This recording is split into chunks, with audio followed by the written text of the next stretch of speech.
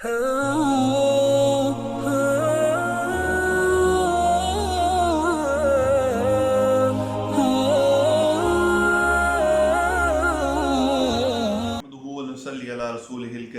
अम्मा बाद फ़ाउज़ बिल्लाहि मिनश्शैतानिर रजीम बिस्मिल्लाहिर रहमानिर रहीम।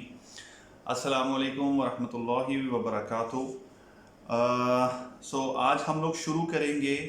कल हम लोगों ने ख़त्म किया था इसको सुलह हुदैबिया के बाद, और उसके बाद जो सिचुएशन और हालात थे, और जिस तरह से अबू बसीर नाम के जो एक सहाबी हैं वो मदीना में आ गए, और उनको लेने के लिए जब कुछ आदमी मक्का से आए और उन्होंने रस्ते में किसी तरह उनसे अपनी जान छुड़ाई, वापस फिर मदीना में आ गए, लेकिन नबी सल्लल्लाहु अलैहि वसल्लम ने एक्सेप्ट करने से उनको मना कर दिया, और फिर से वो तीसरी एक जगह पे चले गए जहाँ पे बाकी सहाबा आके उनके साथ इकट्ठे होते गए।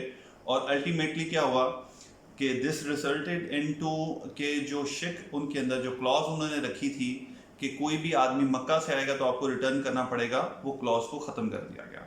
यहाँ तक हम लोगों ने देखा था। उसके बाद मैं आपको ये बता रहा था, बल्कि उसको बताने से पहले कि नबी सल्लल्लाहु अलैहि वसल्लम ने उसके बाद क्या स्ट्रेटजी फर्दर जो है वो अपनाई थी, एक करेक्शन मैं कल के जो सेशन था उसके हिसाब से कर दूं कि एंड में मैंने सूरा एक बताई थी आपको कि सुलह हुदैबिया के बाद एक सूरत नाजिल हुई नबी सल्लल्लाहु अलैहि वसल्लम पे, जिसके लिए वो बहुत खुश थे, और अल्लाह ने उसके अंदर फ़तह मुबीन का जो है मुसलमानों को खुशखबरी बताई। वो सूरह फ़तह थी। गलती से मैं हामीम सजदा बोल गया उसको, सो दैट वाज सूरह फ़तह। अच्छा जी, तो उसके बाद पहली दफ़ा ऐसा मामला हुआ कि कुरैश के अंदर और मुसलमानों के दरमियान में एक सीज़ फायर का जो है वो ट्रीटी हो गई। अब मुसलमान जो हैं वो आज़ाद थे इन अ सेंस कि अब वो लोगों से मिल सकते थे, अपने इस्लाम की दावत के लिए फ़र्दर ऑन जा सकते थे, और जंगों से और इन सारी चीज़ों से एक तरह से उनको थोड़ी फरागत मिली। तो नबी सल्लल्लाहु अलैहि वसल्लम ने उसके बाद क्या किया कि अपने रीजन के अंदर और अपनी रीजन से बाहर मुख्तलिफ जो किंग्स थे, किंगडम्स थी, जो अपने रूलर्स थे एरियाज़ के, उनके नाम डिफरेंट जो हैं लेटर्स भेजे। अब ये जो लेटर्स हैं ये आप समझ लें कि 4th हिजरा से लेके 8th 9th हिजरा तक जो है ये लेटर्स लिखे गए। लेकिन हम लोग क्या करेंगे कि इन लेटर्स को इकट्ठा एक जगह पे यहीं पे क्लस्टर कर देंगे ताकि ज़रा गो थ्रू कर लें एक ही जगह पे उनको। तो इसमें से कुछ लेटर्स जो हैं ये इसी टाइम पे हैं, सुलह हुदैबिया के फ़ौरन बाद नबी सल्लल्लाहु अलैहि वसल्लम ने लिखे, और कुछ जो हैं वो लेटर स्टेजेस पे थे। पहला लेटर जो अल्लाह के रसूल सल्लल्लाहु अलैहि वसल्लम ने लिखा वो हरकुलिस को था। हरकुलिस जो है वो basically under the emperor of Rome, एक सर्टन जो रीजन है उसका रूलर था, और ये बेसिकली फुल रोम जो है उसका किंग नहीं था, लेकिन he was having very high position in the I of the king of Rome. तो बेसिकली हरकुलिस उसका जो है टाइटल था, और वहाँ पे उसकी तरफ नबी सल्लल्लाहु अलैहि वसल्लम ने सहाबी को भेजा जिनका नाम था दाहिया अल कल्बी। अब दाहिया अल कल्बी के बारे में मैं आपको बता दूं कि he was one of the most handsome सहाबा ऑफ रसूलुल्लाह सल्लल्लाहु अलैहि वसल्लम, और इस वजह से भी वो मशहूर हैं कि आपको याद होना चाहिए जब भी हज़रत दाहिया के बारे में ज़िक्र हो तो हज़रत जिब्राईल अलैहिस्सलाम जो हैं कई दफ़ा हज़रत दाहिया कल्बी की शक्ल में नबी सल्लल्लाहु अलैहि वसल्लम के पास हाजिर हुए। कि कई दफ़ा ऐसा होता कि जो असहाब रसूल हैं वो बैठे होते, और हज़रत जिब्राईल अलैहिस्सलाम इंसानी शक्ल में उनके सामने आते और नबी सल्लल्लाहु अलैहि वसल्लम से हम कलाम होते, और उनके जाने के बाद नबी सल्लल्लाहु अलैहि वसल्लम बताते सहाबा को कि ये जिब्राईल अलैहिस्सलाम थे। सो he was having jet black hair and the beard, और बहुत ही हैंडसम थे, और उनकी सूरत इख्तियार करके हज़रत जिब्राईल अलैहिस्सलाम कई दफ़ा हज़रत मोहम्मद सल्लल्लाहु अलैहि वसल्लम के पास तशरीफ़ लाते थे। सो ये दाहिया कल्बी थे जिनको अल्लाह के रसूल सल्लल्लाहु अलैहि वसल्लम ने हरकुलिस की तरफ भेजा। और नबी सल्लल्लाहु अलैहि वसल्लम के जो लेटर्स होते थे very simple, very to the point, straight forward, बिस्मिल्लाह के साथ ख़त का आगाज़ होता था, और ये अल्लाह के रसूल की तरफ से हरकुलिस जो उसका टाइटल होता था और उसका जो स्टेटस होता था उसके हिसाब से उसको मुखातिब किया जाता था। और डायरेक्ट जो मैसेज है अस्लिम तस्लिम, इस्लाम ले आओ तुम अमन में आ जाओगे, तुम अमान में आ जाओगे। और उसके आगे लिखा गया था कि अगर तुम इस्लाम को कबूल करते हो तो तुम्हें अल्लाह जो है डबल अजर देगा, क्योंकि पहले वो ईसाई थे, और ईसाई अगर हो के एक नबी पे वो ईमान लेके आए और उसके बाद दूसरे नबी पे ईमान लेके आए तो उनके लिए डबल अजर था। تو یہ بیسیکلی لیٹر کا میٹر تھا. ود ان 2-3 لائنز جو ہے وہ لیٹر کنکلوڈ کر دیا جاتا تھا. نبی کریم صلی اللہ علیہ وسلم نے پہلا لیٹر جو ہے وہ ان کی طرف بھیجا. جب یہ ہرکلیس کے پاس آیا تو اس کے لیے یہ ایک بڑا ڈفرینٹ قسم کا لیٹر تھا, کیونکہ عام طور پہ کنگز کو جس طرح کے لیٹرز لکھے جاتے تھے ان میں بہت لمبے چوڑے القابات اور آگے پیچھے تعریفیں اور خوش آمدید کرنے کے بعد اپنا بڑا کورڈ ورڈز کے اندر جو ہے وہ اپنا مدعا جو ہے وہ بیان کیا جاتا تھا. یہ it was a very straightforward. So he know something about it کہ یہ کچھ خاص ہے, اس میں کچھ ڈفرینٹ ہے. تو اس نے کہا کہ اس ریجن کے اگر کوئی لوگ اس وقت یہاں پہ موجود ہے تو ان کو میرے سامنے پیش کیا جائے. اس وقت وہ لوگ گئے اور قریش کا انہوں نے دیکھا ایک قافلہ جو ہے وہ تجارت کی غرض سے ادھر آیا ہوا تھا, اور وہ اس کے اندر چند اور لوگوں کے علاوہ ابو سفیان بھی تھا. ہرکلیس نے جب ان سب لوگوں کو بلایا تو انہوں نے کہا کہ یہ آدمی حاضر رجل محمد, جو کہ محمد صلی اللہ علیہ وسلم ہیں, ان کا قریب ترین رشتے میں کون ہے. تو بیسیکلی جو قریش سے ہی بلونگ کرتا تھا معاملہ تھا, اس کو ویریفائی کرنے کے لیے اس نے چند سوال کیے اور اس سے اس نے پورا ویریفائی کر کے اس کا نتیجہ اس نے نکال لیا. اس نے پوچھا کہ یہ آدمی محمد صلی اللہ علیہ وسلم جو ہے ان کی فیملی کیسی ہے. تو ابو سفیان چونکہ کہہ چکا تھا کہ میں خود ان کے قرابت داروں میں سے, رشتہ داروں میں سے ہوں, تو he said he is from a high lineage, اور جو کہ سچی بات بھی تھی. اس کے بعد اس نے پوچھا کہ کیا محمد صلی اللہ علیہ وسلم سے پہلے بھی ان کے خاندان میں کسی نے ایسی کوئی بات کی ہے یا ایسا کوئی کلیم کیا ہے. تو اس نے کہا نہیں, اس سے پہلے کبھی کسی نے ایسی کوئی بات نہیں کی. پھر پوچھا کہ کیا اس کی فیملی میں کوئی بادشاہ یا اس طرح کا کوئی گزرا ہے. اس نے کہا کوئی بادشاہ بھی نہیں گزرا. اس نے پوچھا کہ کبھی انہوں نے جھوٹ بولا ہے تم لوگوں کے ساتھ. تو انہوں نے کہا کہ وہ تو بلکہ مشہور ہی صادق الامین کے نام سے ہیں, کیونکہ وہ جھوٹ نہیں بولتے, کبھی بھی ہم نے نہیں سنا.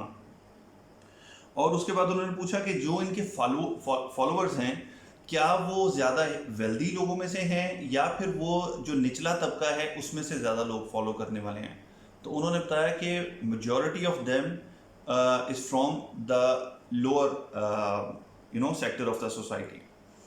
اس کے بعد انہوں نے پوچھا کہ کیا ان کے فالوورز جو ہیں وہ ان کی تعداد بڑھ رہی ہے یا کم ہو رہی ہے. تو اس نے کہا کہ مسلسل بڑھ رہی ہے ان کی تعداد. اور انہوں نے کہا کیا ایک دفعہ جو مسلمان ہو جاتا ہے یا اس پہ ایمان لے جاتا ہے تو کیا وہ واپس پلٹتا ہے اپنے دین کی طرف.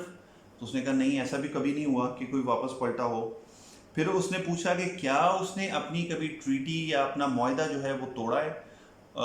تو ابو سفیان کہتا ہے کہ یہ ایک واقعہ تھا کہ جس کے اندر تھوڑا بہت میں ایڈ کر سکتا تھا, اور وہ میں نے یہ ایڈ کیا کہ نہیں, اب ہمارا اس کے ساتھ ایک جو ٹریٹی ہے وہ ہوا ہے, اور اب ہم دیکھیں گے کہ وہ کیسا اس پہ چلتا ہے. یعنی یہ صلح حدیبیہ کے بارے میں کہہ رہے تھے, اتنا جو وہ ایڈ کر سکے اپنے پاس سے.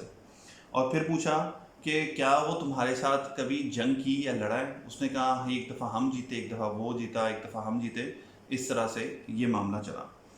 تو اس نے کہا کہ میں نے تم سے یہ پوچھا کہ اس کی فیملی جو ہے وہ ہائی ہے, تو ہمیشہ نبی جو ہیں وہ ہائی فیملی سے, ہائی لینیج سے بھیجے جاتے ہیں.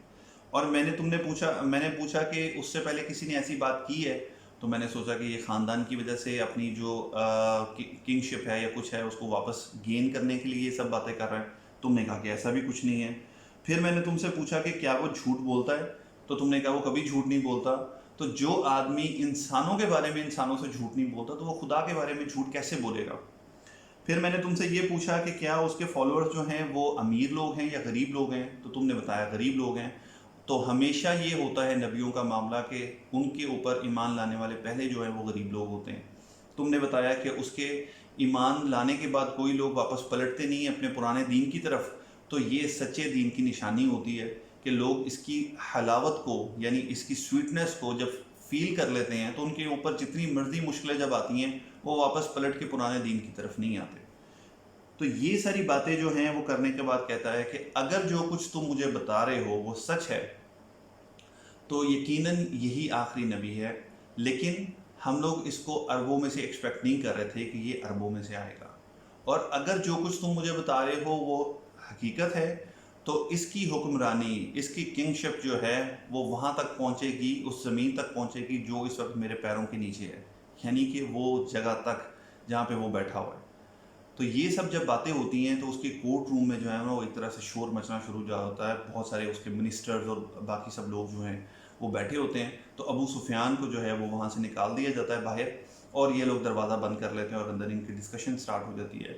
تو ابو سفیان باہر نکل کے اپنے لوگوں سے کہتا ہے کہ ابن ابی کبشہ کا معاملہ تو بڑا دور تک پہنچ گیا ہے کہ روم کا بادشاہ بھی اس سے ڈر رہا ہے.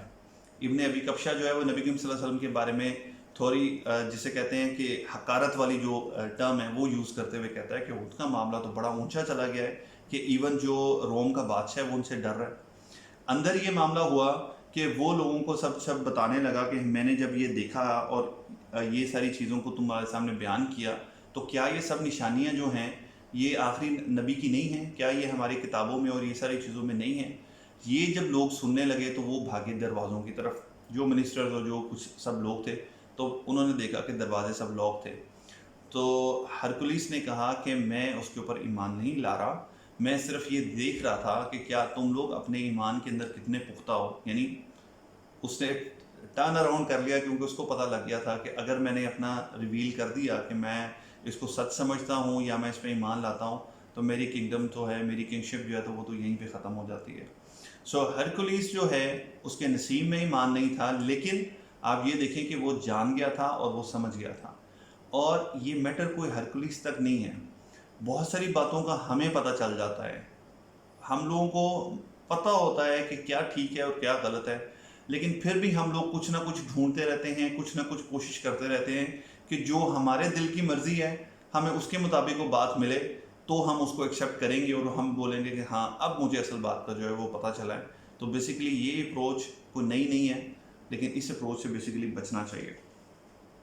تو اس کے بعد یہ معاملہ جو ہے اس طرح کا ہو جاتا ہے کہ نبی کریم صلی اللہ علیہ وسلم کی بات کو ایک ویٹیج ضرور ملتی ہے، دی جاتی ہے، کوئی ایکسیپٹ کرتا ہے کوئی نہیں کرتا. یہ معاملہ جو ہے وہ ان کے اپنے نصیب کے اوپر چلا جاتا ہے. لیکن نبی کریم صلی اللہ علیہ وسلم اس کے بعد اور بھی حکمرانوں کو خط لکھتے ہیں، لیکن صحابہ کی طرف سے ایک ان کو سجیشن دی جاتی ہے کہ آپ کا خط جو ہے وہ تب تک ریسیو کر کے اس کو واقعی آفیشیل خط کی طرح ٹریٹ نہیں کیا جائے گا until and unless کہ آپ کی ایک سٹیمپ اس کے اوپر ہونی چاہیے. تو نبی کریم صلی اللہ علیہ وسلم نے صحابہ کے ساتھ مشورہ کیا اور تب نبی کریم صلی اللہ علیہ وسلم کے لیے ایک انگوٹھی بنوائی گئی سلور کی، اور اس سلور کی انگوٹھی کے اوپر نبی کریم صلی اللہ علیہ وسلم کی سٹیمپ بنائی گئی، اللہ رسول محمد. آپ دیکھیں گے محمد رسول اللہ جو ہے وہ اللہ اوپر اور نیچے آپ نے اس کا نقشہ بھی دیکھا ہوئے گا، اس کی جو ہے وہ امیجز آ جاتے ہیں. تو نبی کریم صلی اللہ علیہ وسلم نے بیسیکلی اپنے لیے سٹیمپ جو ہے وہ بنوائی، اور پھر وہ سٹیمپ جو ہے وہ یوز کی جاتی تھی لیٹرز کے لیے.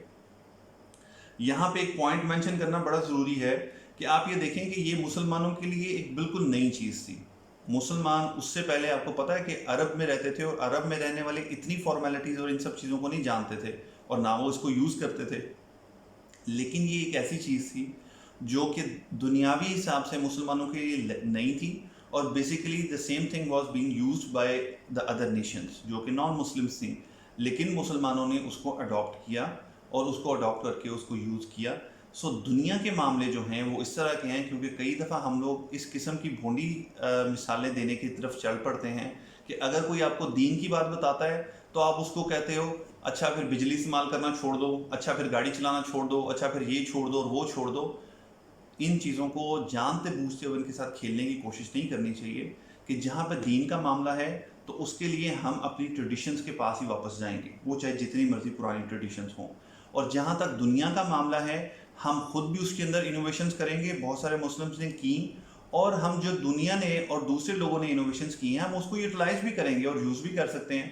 کہ میں نے آپ کو بتایا تھا کہ نبی کریم صلی اللہ علیہ وسلم کے دور کے اندر جو میڈیم یوز ہوتا تھا، یوں میں سے کہ جو میڈیا اس وقت یوز ہوتا تھا وہ یہ تھا کہ پہاڑ کے اوپر چڑھ کے لوگوں کو آواز دی جاتی تھی اور اپنے کپڑے جو ہیں وہ پورے کے پورے ریموو کر دیے جاتے تھے. نبی کریم صلی اللہ علیہ وسلم نے سیم میڈیا کو یوز کیا اور اس کے اندر سے جو ولگر چیز تھی یا جو خراب چیز تھی اس کو ریموو کر دیا. یعنی کپڑے اتارنے والا جو معاملہ تھا وہ انہوں نے نہیں کیا، لیکن وہ پہاڑ کے اوپر چڑھے اور وہیں سے لوگوں کو پکارا.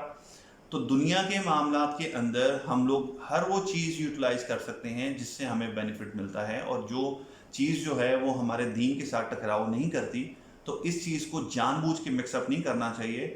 ہاں البتہ دین کے معاملے میں ہم کسی قسم کی نئی انوویشن اور نئی چیز کو بالکل قبول نہیں کرتے until and unless کہ ہمیں اس کی بیسس قرآن اور حدیث سے اور نبی کریم صلی اللہ علیہ وسلم سے مل نہ رہی ہوں. تو